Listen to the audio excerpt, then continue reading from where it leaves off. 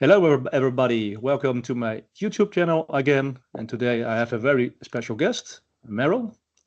Merill, maybe you can introduce yourself shortly. Hey, hi folks. I'm super excited to be here, Rene. My name is Merill Fernando. I'm a product manager in the Microsoft Entra team. I'm part of this team called the Customer Success Unit. And my day job is to help customers in Australia. I work with a few of them. And my role is to help them deploy Entra. And another part of my job is to help drive feature feedback to the product and the engineering teams and help, build the products that our customers are asking. So it's sort of like a two-sided things. And we're usually working on very sort of brand new features that are like not really out yet and in wide use. So we work with customers who are like using those very new features, getting feedback, early feedback, most of the time, even before it's in a public preview. So we have these private previews and so on. So that's a big part of my role in the Entra team. Yeah. Sounds like a great role. Yes, yeah, it is very interesting because you are doing all of the new stuff and finding new things and challenges and helping fix things early, and working with customers. So that's a really fun thing to do. Yeah, and you're working for Microsoft right now, but before that, you were working Yes. for not for Microsoft, but for another company. Why the Yes. switch to Microsoft? Right. Yeah. So before I joined Microsoft, I spent a long time working at one of Microsoft's biggest customers in Australia called Telstra. So they are a telco. I think I spent more than 10 plus years there. And Telstra was very early in adopting to the cloud and Microsoft 365. So even back in 2014, we started the journey of migrating mailboxes to the cloud. So it was like very, very early, so like 10 plus years ago.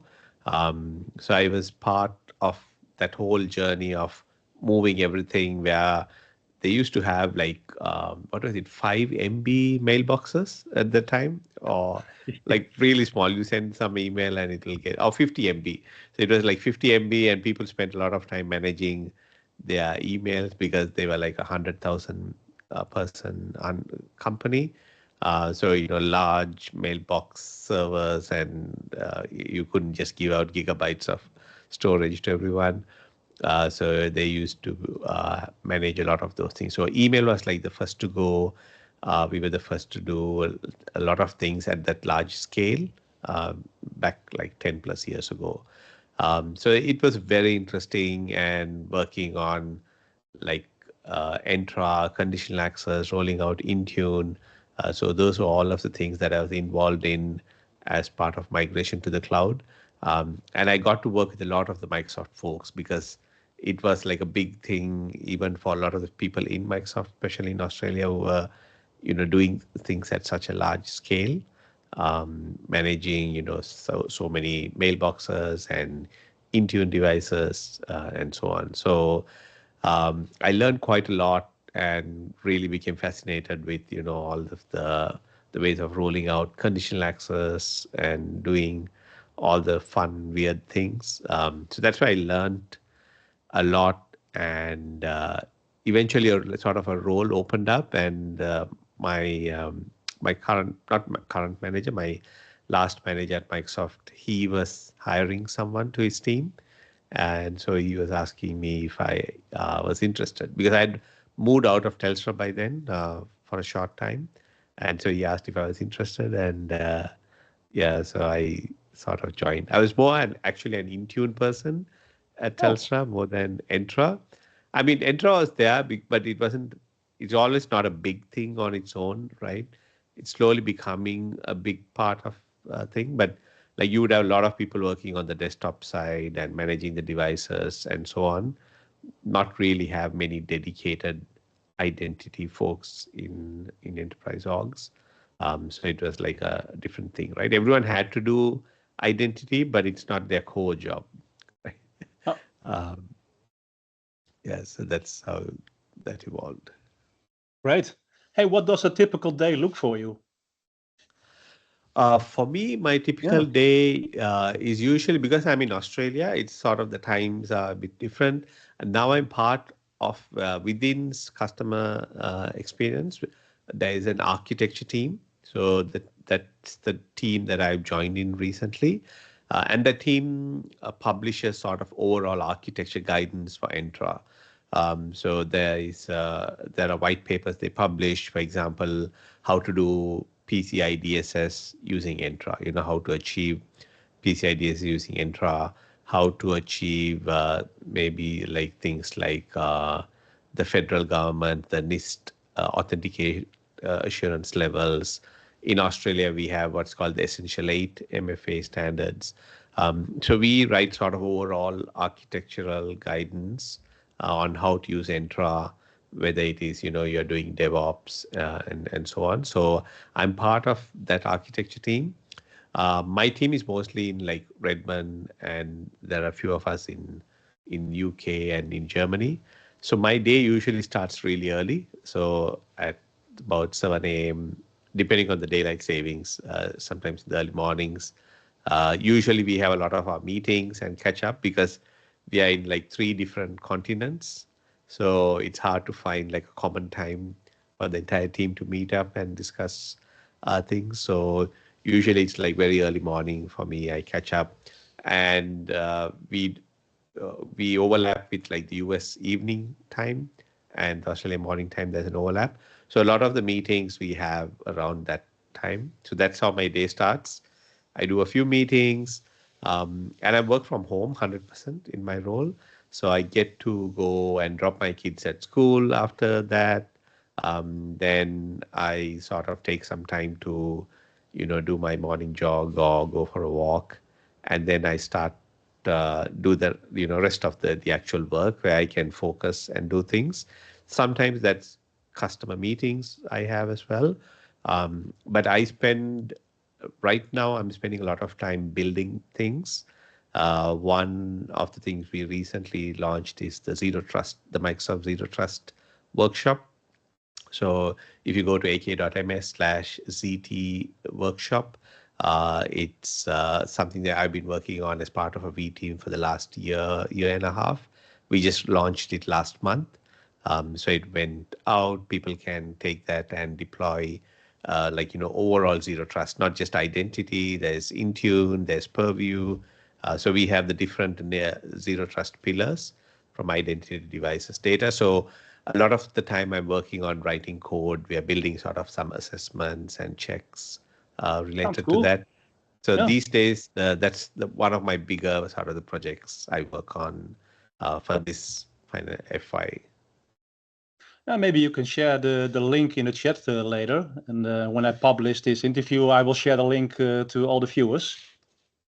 Yes, absolutely. Hey, for It's been very popular since we launched, because everyone talks of zero trust as a product you buy and you deploy, and that's what everyone is selling. But that's not exactly the thing, right? Like zero trust is a mindset, and there are so many different things you need to do. And at Microsoft Security, we cover a lot of them. Like we are sort of one of the biggest security vendors, right, in the market today. So with the Zero Trust workshop, we've taken our experience, like I'm from identity, in a similar way for every product we have customer experience, or we are called customer acceleration teams that help customers deploy. We have Intune customer teams, CAT teams, we have a Purview, we have Azure. So all of these different folks, we got together and said, let's create a nice way, a guided way for people to deploy, because most customers tell us like, I don't know where to start, or it's so big, I have no idea what I should be doing. What is the basic, like what's the focus? So we took the pillars and then we gave sort of a structured way to go through. We do it as a workshop. So you can do self-service. You can get a Microsoft partner to help do it for you.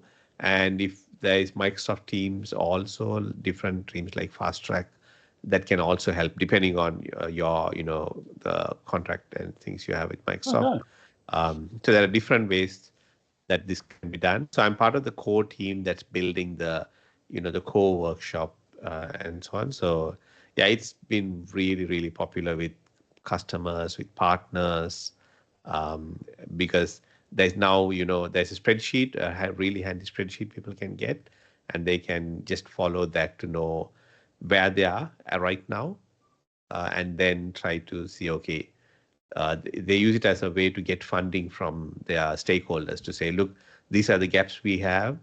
We should plan over the next year, 2 years to, try to address these things and, get your maturity up. But is it all from a technical perspective or also from a functional perspective? There is functional things like that. So for example, with identity, we start by asking, do you have a policy to stop buying legacy applications that use legacy protocols, right? Mm-hmm. So are you still buying apps that use Kerberos and NTLM and deploying them?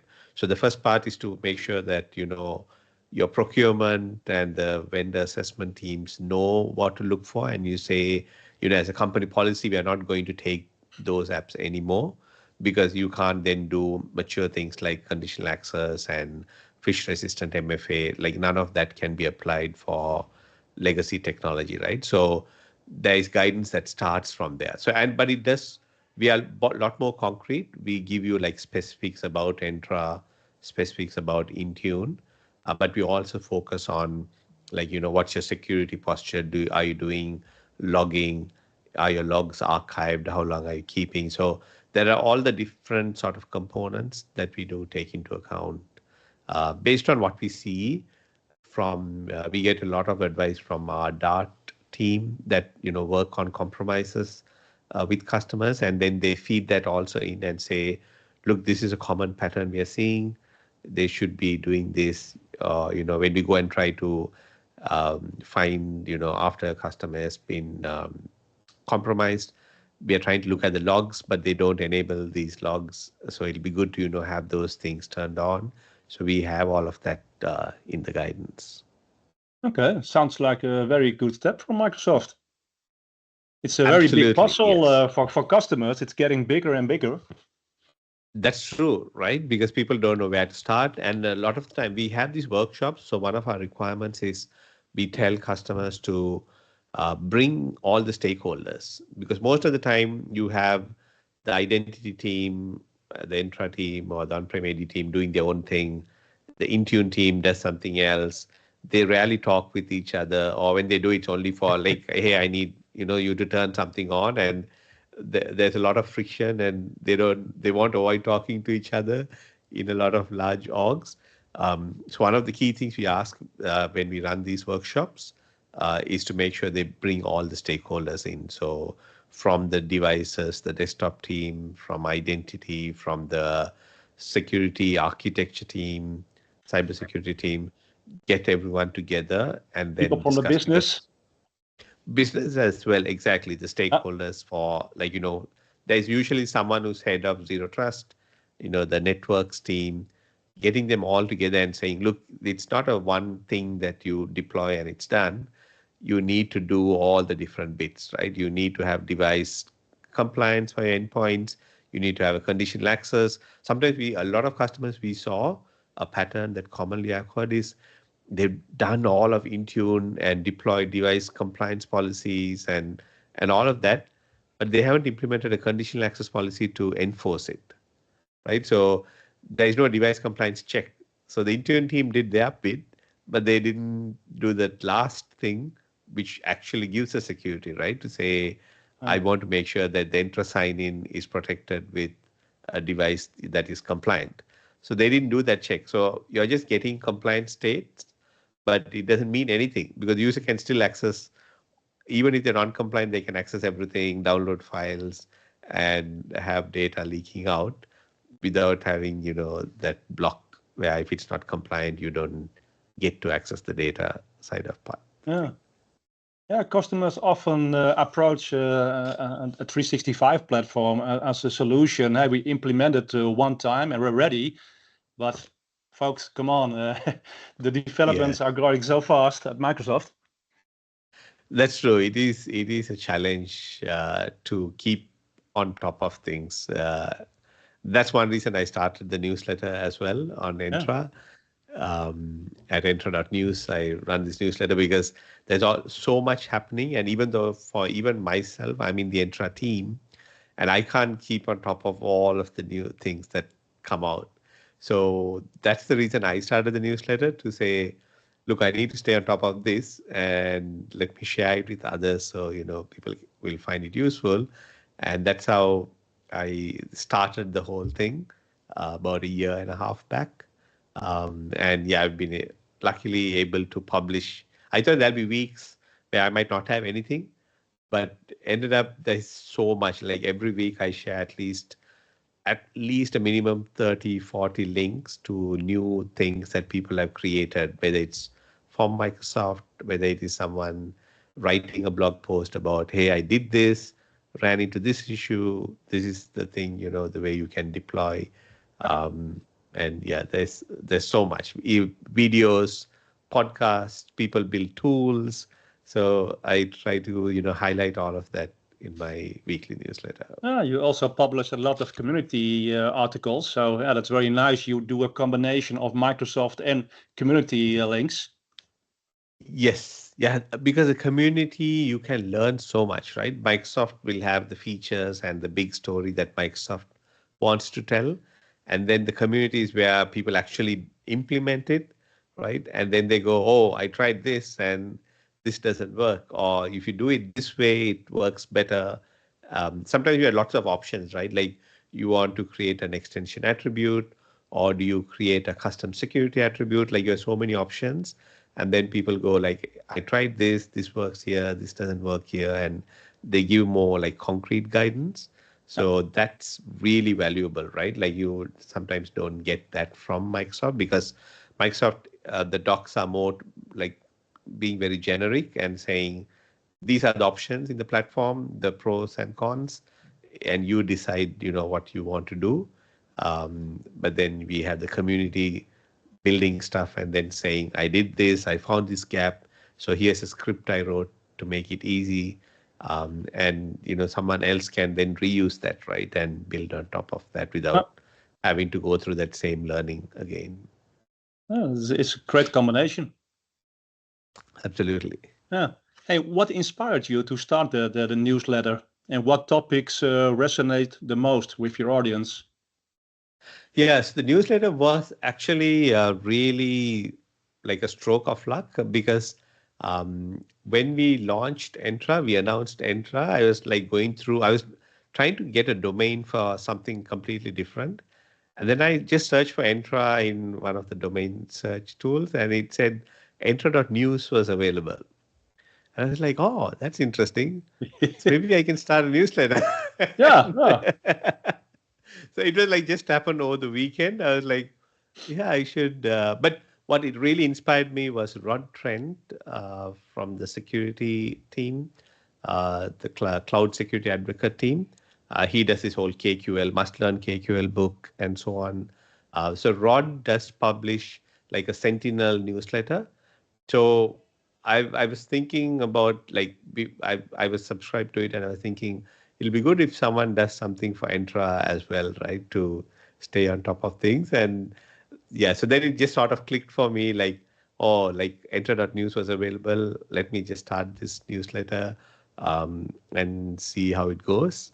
And yeah, so that's how that whole thing started. But I do follow, even before then, for years, I would learn, I would read a lot of what the community wrote, because I always know what Microsoft is writing and the docs and what we are building.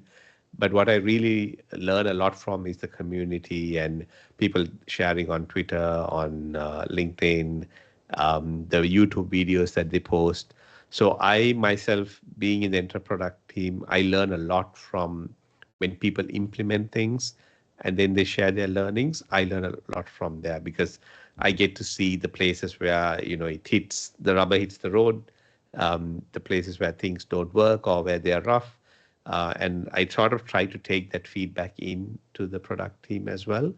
So I was doing that a lot, and I was like, maybe I should, if I do a newsletter, I'll make it easier to share with others as well. So that's how it started. And it was a way for me to help the community as well, for people to find others in the community and about the articles they write. So yeah, we this week, I think I saw the stats, we have about 11,500 subscribers. So yeah, it's been amazing.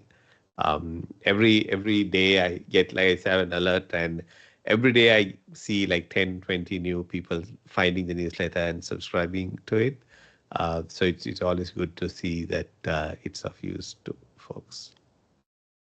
And for organizations just starting with Microsoft Entra, what are the essential first steps to ensure a secure and effective implementation? So for folks starting with Entra, the the defaults are there, right? With security defaults, you have a lot of security. So it really depends on your licensing level that you have, right? Whether you're free or you're premium P1 or P2. If you're on the free tier, the security defaults are the best, and you should try to keep that and not turn it off. So a lot of the times what happens is folks, because they hit some issue, uh, they sort of turn it off, and then you are sort of not secure at all. So try to keep it on as and work around it as much as possible. It's an on-off switch, so you can't really tweak or customize it. If you want to tweak or customize, then that's where you need to get the P1 or P2. But the base itself, Microsoft was one of the first to introduce MFA for free at the free tier for an enterprise product, right? Like even today, you'll find the majority of enterprise products, you need to pay to get things like MFA and all of the different security things. With Entra ID, it's one of the very, very few services where you can get MFA for free, and you are not charged if you go for like strong MFA like pass keys and so on. They're all available in the free tier. So I would recommend, because that's where people get phished, etc. A lot. Security comes in at that level. Try to keep security defaults turned on. If you do need to turn off, then you would need to move to one of the premium P1 or P2, which if you have M365, most of the time it's included, unless you're on the older Office 365, which is no longer being sold, right? So if you're on M365, you do have P1, P2, then you can customize and do conditional access. But the leaving secure default on is sort of like a no-brainer. It's like very little work you need to do, leave that on.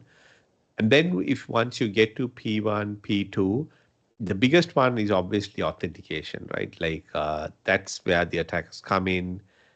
Try to get to MFA everywhere. Like don't leave exclusions, because people, like we talk of zero trust, and one of the biggest things with zero trust is like don't trust that the person is in a secure network or in your local network, and you're like, okay, if they're on the local network, I'll trust and I'll not do MFA for them. With zero trust, you're not supposed to be doing that, right? So you should do MFA regardless of where the person is coming from. And it actually has a better experience for users, because they will see less prompts when you do that. So you'll think like, oh, if I'm doing MFA everywhere, you'll see more prompts.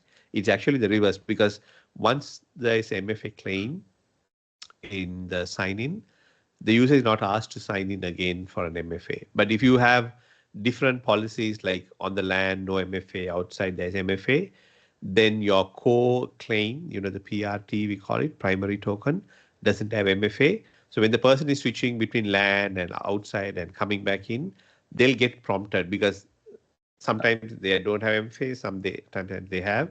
But if they have that MFA claim right at the start, they won't see any prompts until the next time they need to change their password, right? So that's it's sort of counterintuitive, but if you do MFA everywhere, you'll actually have less MFA prompts. And then if you don't expire people's password, which is another thing, right? People expire the password every 90 days. And it's also an anti-pattern nowadays. We recommend doing like, identity protection and other things to only change the password if there's a detection, right, that someone's password was compromised. And even that in the sign-in logs, it's included for free in the free tier. In P2, you can create a conditional access policy that says if someone's password is leaked, make them change the password. So you can do that for P2. But with even P1 and the free one, you do get it in the log. So you can set up your own automation and then only get people to change the password if they've actually been compromised. If not, like let them continue to use their same password without expiring. Like I've been at Microsoft now for nearly 5 years and I've not had to change my password. I'm using the same password. So I've not done a password reset at all. So you get so much of a better end user experience. Imagine if you tell your users no more password resets, but we'll make you change only if we detect something wrong, or we'll prompt for MFA when there's something wrong. So those two things are sort of the big wins for Entra when you do it that way. Sorry, my camera has gone off. Hey, you're back. Yes, yeah, my camera went to sleep. Yeah, no problem. But is a conditional access implementation a big bang, or is it an implementation when maturity grows in an organization, you implement more and more conditional access policies? So we now provide templates. So before you had to like sort of do your own thing. Now there are lots of basic templates that you get. So you can actually deploy those templates. And if you deploy them as is, a lot of them, you will get a lot of good value, right? So if you're turning off security defaults and turning on the conditional access policies, if you go through the templates, there are lots of categories like zero trust, MFA. And if you deploy those, then you can. Now, obviously, some things have dependencies, so you can't turn on like a device compliance check until your devices are all managed. You're either doing hybrid join or you're doing Intune, so you can't just turn it on because people will get blocked from signing in. But there are things like MFA that you can turn on. So yeah, there are some dependencies you do need to work on in the sequence of how you do it. Yeah, but that is the bigger picture for the whole 365 environment. It's a lot of integration between all those services. Absolutely. Yes. Yeah. The good thing is Microsoft is enforcing MFA for the admin access at least. Yeah. So this is something we've been asking people to do for years, like from like more than 5, 6, 8 years. We've been asking at least your admins enforce MFA at a minimum. For admins, you should actually be doing a lot more, but at least do MFA.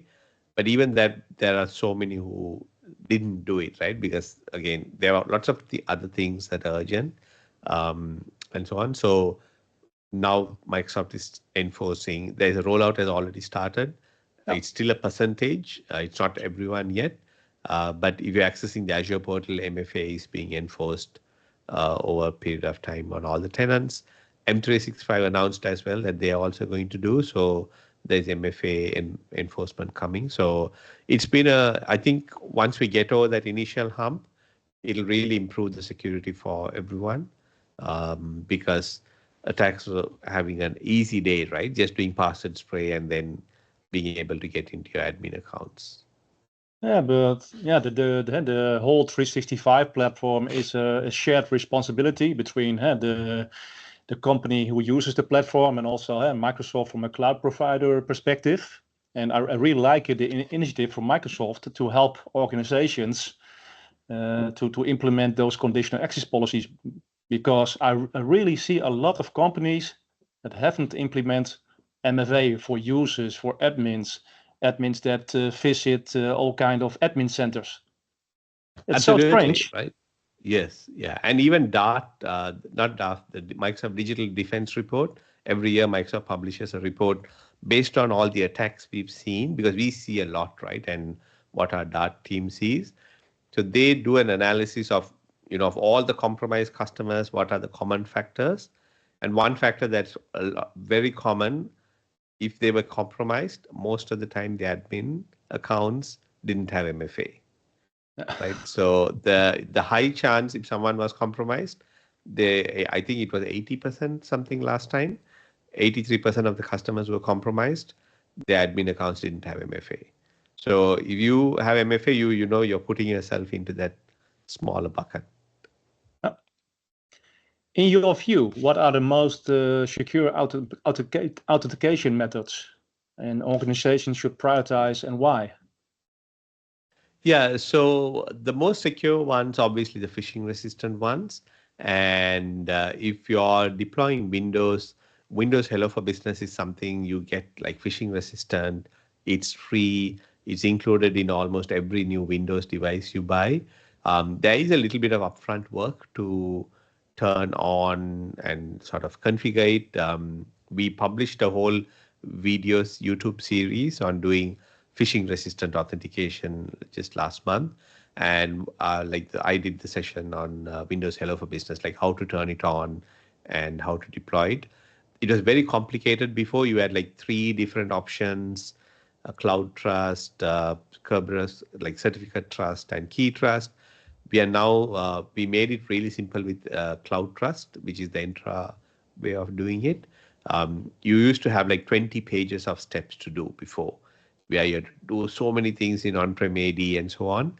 And so with Cloud Trust, you just use AD Connect Sync, and it's just like two commands you need to run to basically enable Hello for Business in your organization. So we made it really as simple as we can, but you still need to do that work. There's a little bit of help desk training to how to train them to, when someone calls in saying they can't sign in, what they need to do, or to enable Hello for Business, you need to do an MFA first. So if they're not even doing MFA before, you just can't turn on Hello for Business, because Hello for Business is an MFA itself.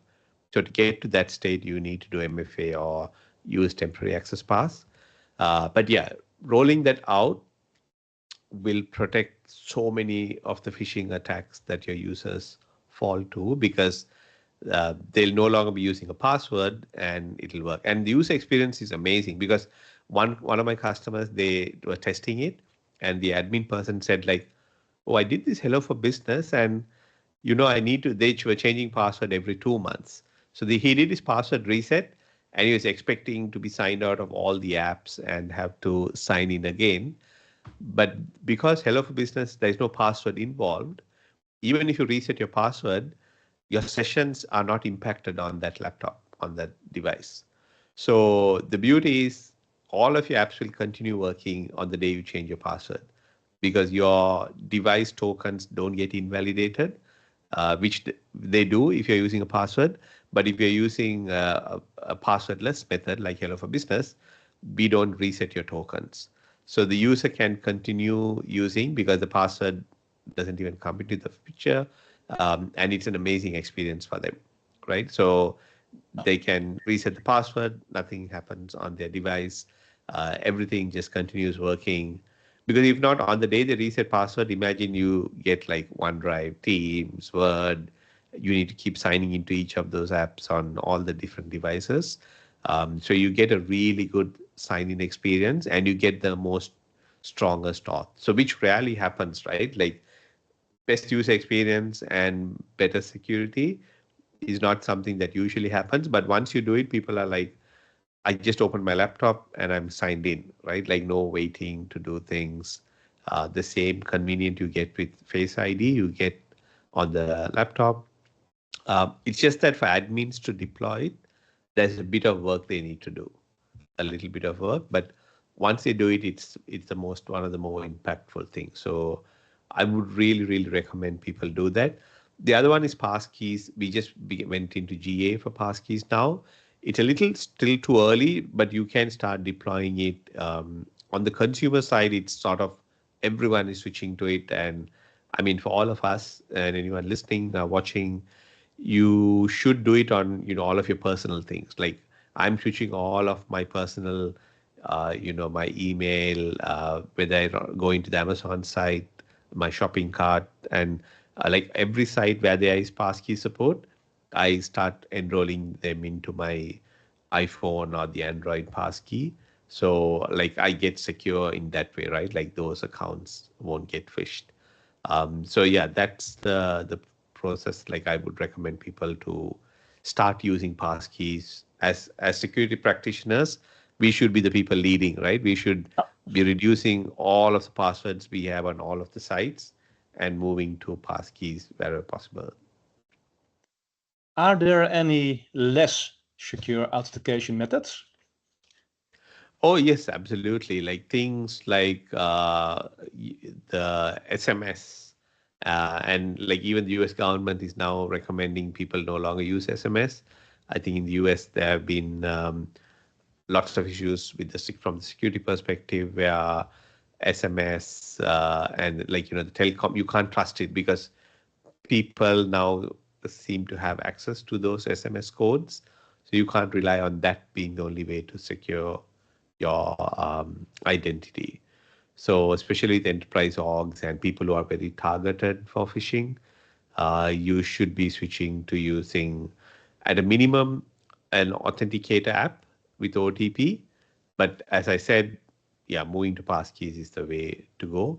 So SMS and voice calls should be the thing that you should, try to stop using completely if you can.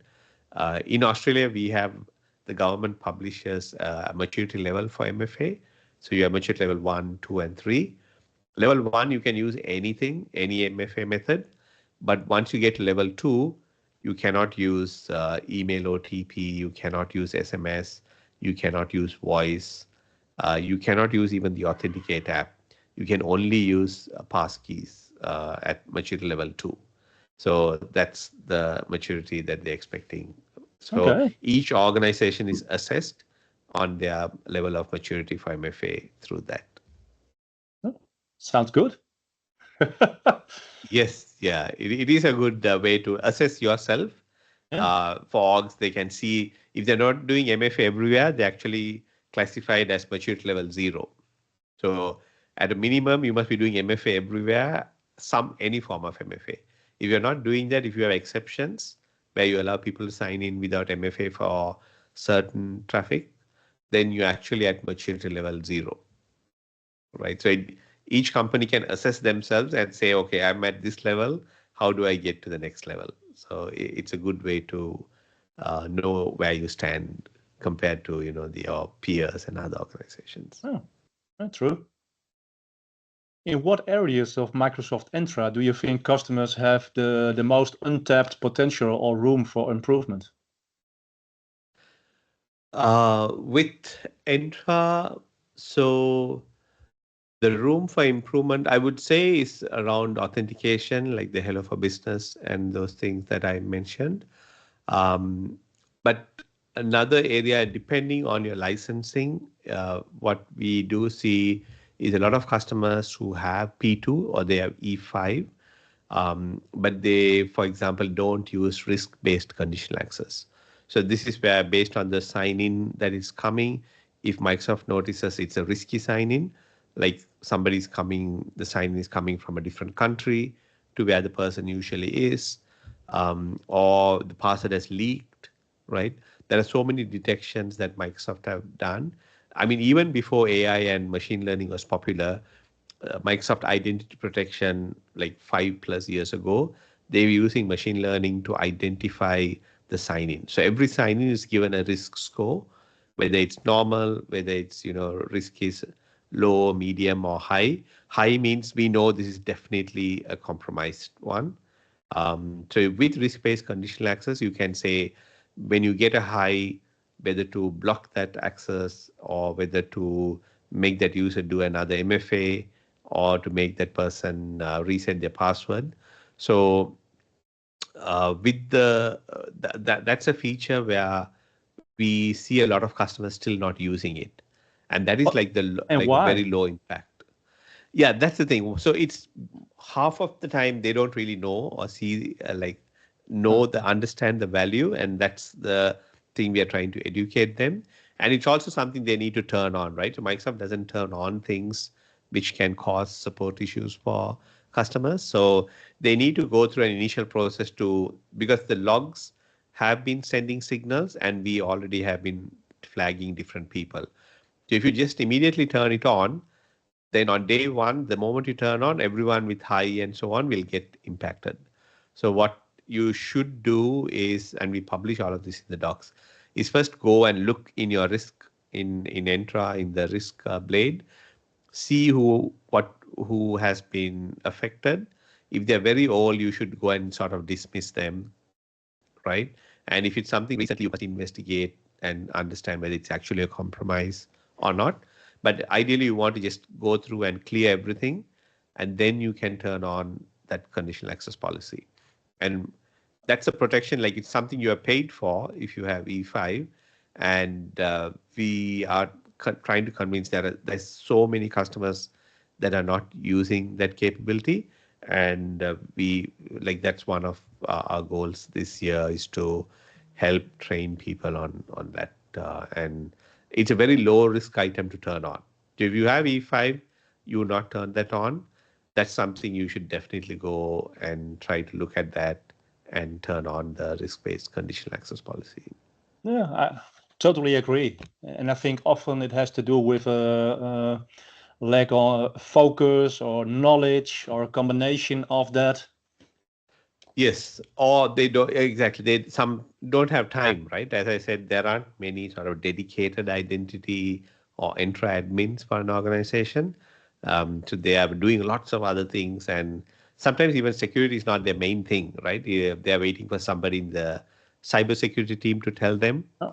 But most of the time, folks in cybersecurity don't really know much about Entra, so they can't really come and recommend what to do, what you need to do. So there are these different gaps in organizations that need to be addressed. If you could share just one tip of the day for organizations using Microsoft Entra, what would it be? One tip is, it's more of a timely sort of a support related thing.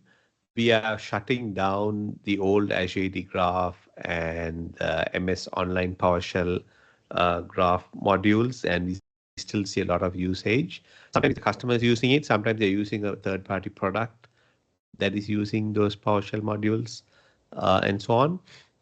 Because there's going to be an outage happening in February if you have apps that are still using AD Graph. Now, AD Graph, I remember when I was working at Telstra, I think more than 8+ years ago, Microsoft came up with Microsoft Graph and said, okay, Microsoft Graph is replacing AD Graph. You should all be using Microsoft Graph. Now we are getting to that pointy end where it's going to be actually in beginning of Feb, the AD Graph is going to stop working. So and we still have people using AD Graph. So all those apps that you have will stop working at that point. So you should go in, and we shared blog post recently at ak.ms/identity blog, where we gave instructions how you can go and look at what apps are still using and sort of try to remediate them. What we are doing though is in Feb, we are turning it off, but you still have control. So there's a flag you can set for the app. Say if it's a really critical app and you didn't know about this, you can go and set that to don't block, and you get time till July to fix it. So that is a tip that I would share with people is in Feb, if things are not working, remember you can go and do this flip for those applications to get them to work. But then you know which apps they are. Now, again, don't wait till July. You should, let the app owners know and sort of fix those before July, because after July, there is no sort of leeway, like those APIs will stop working, because we're doing a lot of it for security. A lot of the tools that attackers use, and those are like AD internals and other tools, they use those AD Graph endpoints to do those things. So all of those endpoints are less secure. They don't implement new features like continuous access evaluation and so on. So that is one of the reasons why we are sort of shutting down those old legacy endpoints. Okay, it's a good tip. Thank you.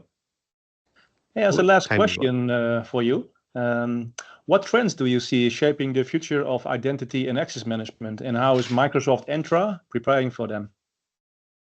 Yeah, so the future we are seeing is, and as what Microsoft always does, right? Like people have been living in this world where things like identity governance and so on are very complex projects at large enterprises. They take, like, if you're doing a big identity governance implementation, usually takes 3 years to do the whole thing and set up all of the processes and so on. Uh, at Microsoft, we are focused on making all of that really simple and making it so you don't need sort of like an army of identity experts to come in and give you guidance on how to implement those things. So we are bringing in with Entra, we actually call it Entra Suite as well. We are bringing in identity governance. We are bringing in like the private access, like global secure access, the like the zero trust part of the network. Um, we are bringing in verified ID into the flow and all of the authentication pieces in. So it's sort of like things that are merging in, and now you can do things that you could never do before from an identity perspective, right? Which before would have been multiple like months of project work to bring and tie these different software products together and implement. You can easily now deploy this. So I would say look towards, how you can simplify things. If your organization is not doing any identity governance, with Entra ID governance, if you have P2, you're already paying for some of those capabilities. And Microsoft Focus is always like in the cloud. You can start thinking of, putting those together. If you're a customer and if you're a consultant, like there are new architecture options that you have for being able to deploy these things. So that's a key thing that I really want to share with others. Thank you. And we have reached the time. Awesome. Yeah. Time is I didn't up. even notice it went so quickly. Yeah, the time flies away. So thank you very much for this interview, Merill, and for all the great personal insights you shared with us. And yeah, hopefully we can do this interview again in the future. And you can Excellent. share Yeah. all the newest features from Microsoft that came out. Absolutely. Looking forward to it. Yeah, Thank you so much for having me on. you're welcome, and have lovely holidays. Yes, I start my vacation in a couple of days, so really looking forward to it. Thank you very much. All right.